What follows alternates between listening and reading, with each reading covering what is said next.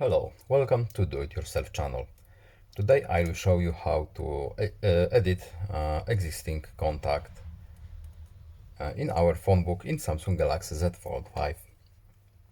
To make some changes in our existing contact, we have to go to phone book first, and here we have list of our contacts.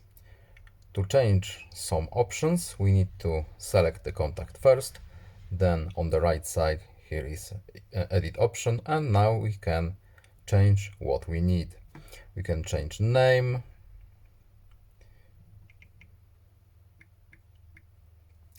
we can change everything, last name, add middle name, we can change the existing phone number and save, and our contact is now changed. That's all. I hope this video was helpful to you. Please leave a like and subscribe. Have a nice day and see you in the next video. Goodbye.